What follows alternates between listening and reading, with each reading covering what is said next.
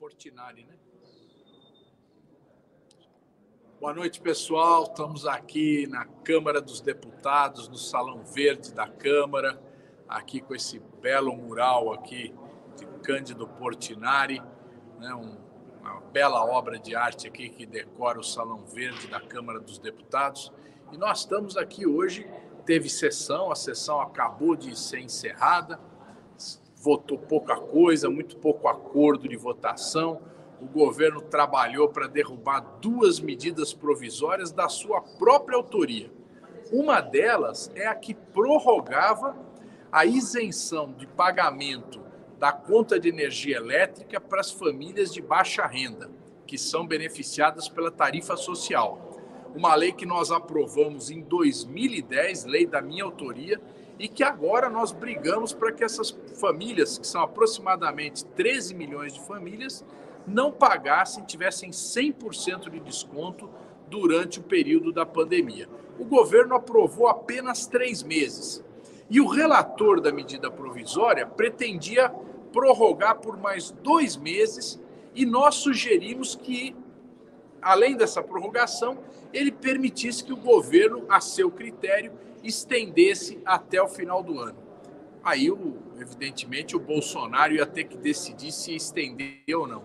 Mas o fato é que nem os 2 meses o governo concordou e fez tudo para derrubar essa medida provisória, né, que, além disso, ainda continha outros elementos importantes, artigos importantes, como, por exemplo, proibia o reajuste da tarifa de energia elétrica. Quem é de São Paulo sabe que a Enel, que é a companhia que faz a distribuição da energia elétrica, sucessora da Eletropaulo, ela aumentou a conta de luz em 4,5%. Né? E essa medida provisória, por esse texto, impedia esse reajuste durante o período de pandemia.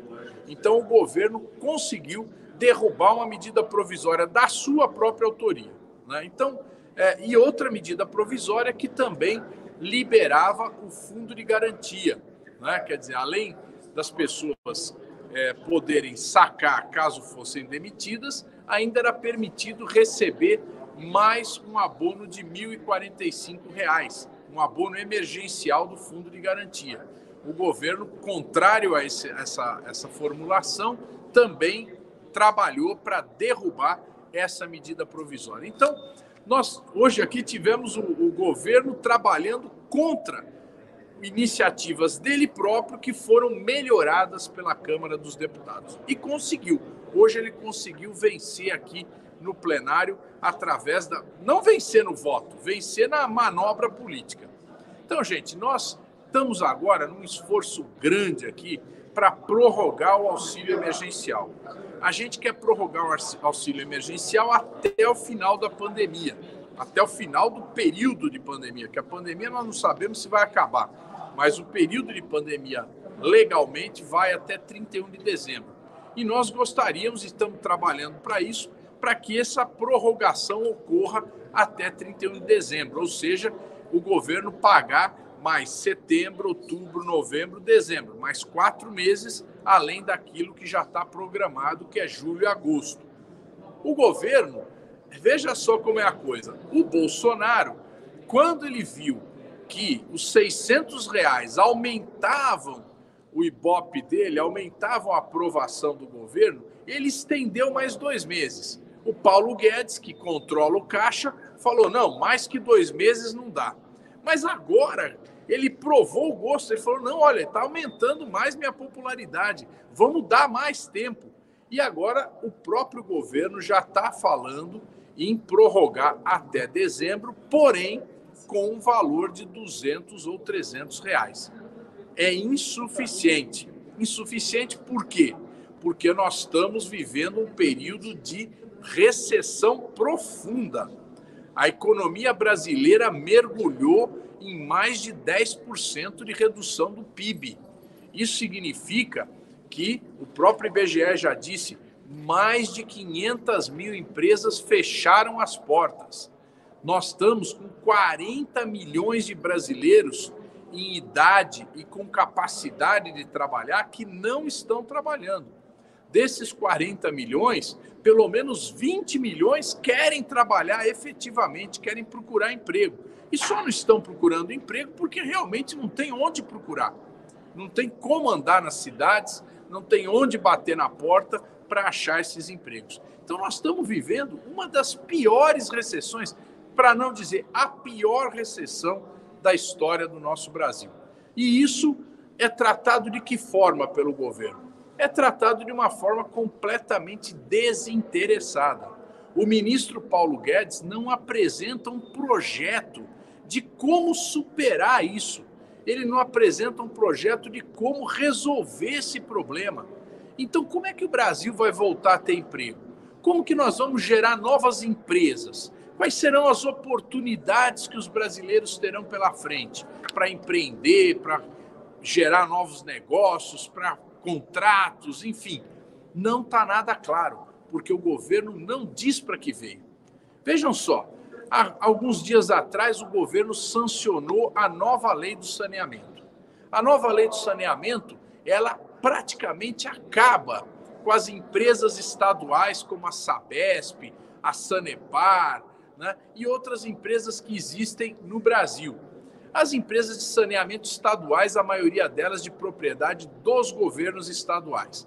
A Sabesp em São Paulo já teve mais da metade, quase a metade das ações vendidas, né? Já é quase uma empresa privada. Mas as outras ainda não, a maioria delas ainda não. Então, o que o governo fez? Quer acabar com esses contratos, quer reduzir esses contratos, impedir que eles continuem, né? E aí eles imaginam que vai vir novas empresas comprar ou contratar com os municípios para fazer o abastecimento de água e o saneamento, o esgoto. Ora, é necessário financiamento. E agora se deram conta de que não existe mais o BNDES para fazer o saneamento. Da onde vai vir o dinheiro para financiar esses investimentos? Eles falam em 700 bilhões de reais de investimento no saneamento ao longo dos próximos 13 anos. Ora, seria uma maravilha. Realmente a gente teria obras pelo Brasil inteiro, tanto obras de coleta de esgoto, como de fornecimento de água, estações de tratamento, enfim. Seria realmente maravilhoso. Mas o problema é o seguinte: quem é que vai colocar 700 bilhões no investimento para ter um retorno depois de 20, 30 anos? É necessário uma fonte de financiamento. E essa fonte, que era o BNDES, o Banco Nacional de Desenvolvimento Econômico e Social, ela está praticamente seca, porque o governo Temer e o próprio governo Bolsonaro foram descapitalizando o BNDES. O resultado que nós estamos vendo é que agora esses empresários do setor de saneamento falam: bom, mas tudo bem, muito bonito, mas como é que nós vamos construir, ou nós vamos arrumar dinheiro para investir esses 700 bilhões de reais? Então, gente, os projetos são muito lindos, muito bonitos, mas efetivamente nada está acontecendo. O Bolsonaro, ao fazer com que se jogue por terra todas as prevenções necessárias para evitar a pandemia, para evitar que mais gente seja infectada e, consequentemente, que mais gente venha a morrer, ele está atrasando o período de recuperação do Brasil. Olha só, há mais de 60 dias que morrem mais de 1.000 pessoas por dia. Já faz mais de 60 dias que morrem mais de 1.000 pessoas por dia. Ou seja, nos últimos 60 dias, morreram 65, 67, 68 mil pessoas. É isso que nós estamos falando. E nós estamos chegando em 100 mil. Vamos chegar a 100 mil mortes. O número não está baixando. Não está baixando. Por quê? Porque o número de pessoas infectadas está aumentando. A gente anda nas periferias das cidades, as pessoas estão praticamente normais. Então, inclusive sem usar máscara. Porque o próprio presidente da República, que é uma suposta liderança, não está disseminando a ideia da precaução, não está disseminando a ideia do cuidado, certo? De evitar contatos físicos, de tomar cuidado usando máscaras, de lavar a mão com álcool gel, de tomar banho quando chegar em casa. Ele não está incentivando isso. Então, as pessoas não estão tomando mais nenhum cuidado e o número de infectados está aumentando. Isso atrasa a retomada econômica. O Brasil fica parado, a gente fica sem desenvolvimento, as empresas não têm segurança para investir. A gente anda aí pelo comércio, pelos shoppings, e a gente vê muitas lojas funcionando meia boca, certo? Não estão contratando mais, ao contrário, estão demitindo os trabalhadores. Então, não existe perspectiva de retomada do crescimento. Não existe. Então, gente, nós estamos vivendo um momento muito difícil. E aí, agora se coloca uma nova ideia. Bom, vamos resolver o problema com a reforma tributária. É evidente que nós temos que fazer reforma tributária e todo mundo está de acordo com isso. Só que existem várias reformas tributárias. Então, o Congresso, através de projetos aqui na Câmara e no Senado, tem uma ideia de simplificação dos tributos. Vamos reduzir o número de impostos e simplificar, para que as empresas não tenham tanta burocracia para cumprir e que fique mais claro a quantidade e o valor dos impostos. Bom, isso é muito bom. Realmente, simplificar sempre é bom. Nós não podemos ser contra isso. Mas nós, do PT, da esquerda, a gente defende mais do que isso. A gente defende uma reforma progressiva. Ou seja, quem tem muito, paga muito, quem tem um pouco, paga pouco, e quem não tem nada, não paga nada.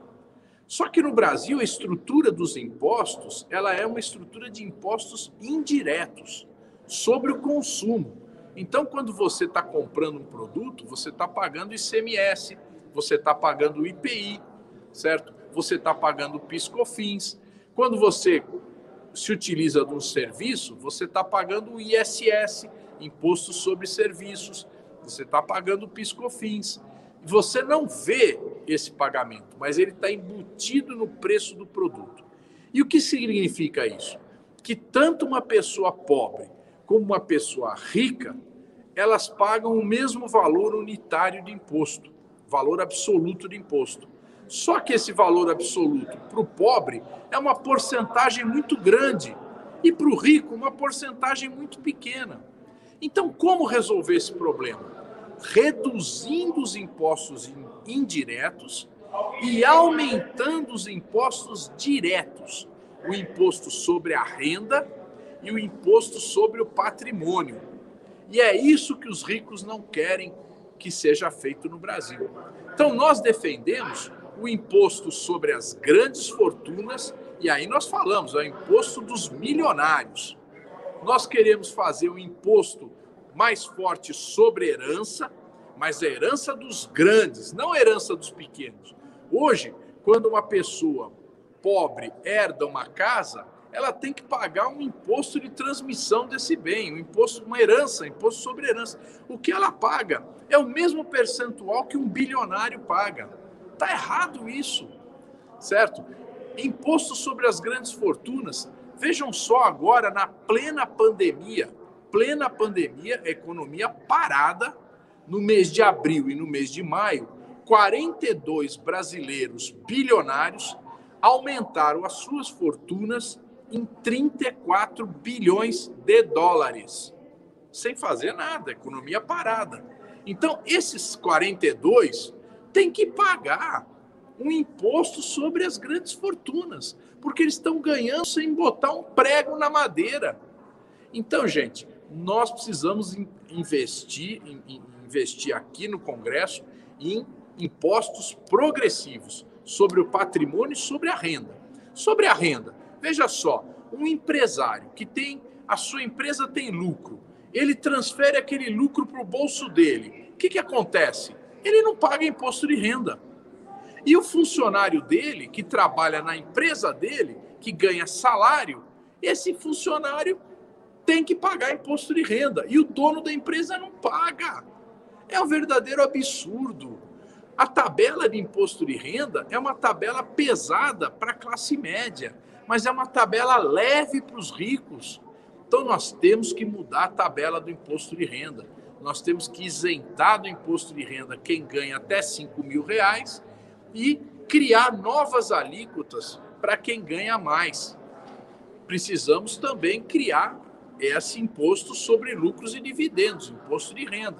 Então, essa reforma tributária que precisa ser feita, não é apenas a simplificação. Agora vem o governo e fala o seguinte: não, vamos fazer o imposto digital. O que é o imposto digital que eles propõem? É a volta da CPMF. É um imposto que toda vez que você pagar alguma coisa ou receber alguma coisa através do sistema bancário, você vai pagar, certo? Ela já existia. O que nós do PT queríamos com a CPMF em 2007, quando ela foi votada aqui no Congresso Nacional? Nós queríamos destinar exclusivamente para a saúde. Segunda coisa, a gente isentava de pagamento da CPMF quem ganhasse até 3 salários mínimos. Portanto, era uma CPMF que tinha uma justiça social e um objetivo claro: melhorar o sistema único de saúde, para atender mais gente, para atender melhor as pessoas. Agora, o que eles querem fazer com a CPMF? Com a nova CPMF, que eles chamam de imposto digital. Eles querem utilizar esse recurso, em primeiro lugar, eles dizem, para melhorar o Bolsa Família. Eles querem criar uma tal de renda verde e amarela, um blá blá blá desses, certo? Querem melhorar, então, hoje a média do Bolsa Família é um pouco menos que R$ 200, eles querem aumentar para 250. Bom, lógico, a gente também defende melhorar o Bolsa Família, está no nosso programa isso daí. Só que nós achamos que a fonte de financiamento para isso tem que ser dos mais ricos, para os mais pobres. Eles não, eles querem tirar de todo mundo para financiar o Bolsa Família, certo? Segunda coisa, eles querem isentar os empresários de pagar o INSS dos trabalhadores de menor renda, aqueles que ganham um salário mínimo. Então, eles querem que essas pessoas, esses trabalhadores, o patrão não recolha o INSS dessas pessoas, a parte patronal. A parte do empregado vai continuar pagando, na ideia do Paulo Guedes. Mas a parte do empresário, ele deixa de pagar. E quem vai pagar? A CPMF, que todo mundo vai pagar, certo? Então, eles têm esses objetivos. Eles têm esses objetivos de reduzir, né, de inventar uma nova CPMF para fazer esse tipo de aporte para o Bolsa Família, para a Previdência Social, certo? E outras ideias aí que aparecem a toda hora. Então, cada hora o Paulo Guedes tem uma visão diferente, ele é um visionário, né? E essas visões dele ele vai soltando por aí para tentar construir uma história e ver se volta com a CPMF. Na verdade, eles não têm uma proposta de desenvolvimento do país. Por quê? Porque o desenvolvimento significa as pessoas poderem comprar mais, consumir mais, certo? E isso só pode ser feito com aumento de renda e, portanto, com redução de impostos. Então, o que a gente defende? Que a maioria do povo que hoje paga muito imposto tenha uma redução desses impostos e esse recurso possa ser melhor usado pelas pessoas nos seus salários, pagando, comprando mais coisas, consequentemente gerando emprego no país, gerando renda, melhorando a vida de todo mundo. E é isso que o Paulo Guedes e o Bolsonaro não estão nem um pouco preocupados. Eles querem exatamente garantir que os ricos continuem ganhando como nunca. Então, nós vamos lutar aqui, para concluir para vocês, nós vamos lutar aqui no Congresso Nacional por uma reforma tributária justa, uma reforma tributária para quem precisa, certo? Reduzindo o imposto dos pobres, reduzindo o imposto da classe média e cobrando de quem tem muito nesse Brasil. O Brasil é o país da injustiça, é o país em que 1% detém 50% da renda. 1% dos brasileiros tem metade da renda. E metade dos brasileiros mais pobres tem 1% da renda. Então, isso não é possível, nós temos que mudar. E é por isso que o PT vai lutar aqui no Congresso Nacional. Valeu, gente. Muito obrigado. E nós vamos voltar no domingo, 19 horas, aqui no canal da Resistência, no meu Facebook, no meu Twitter e no YouTube. Um grande abraço a vocês. Boa semana.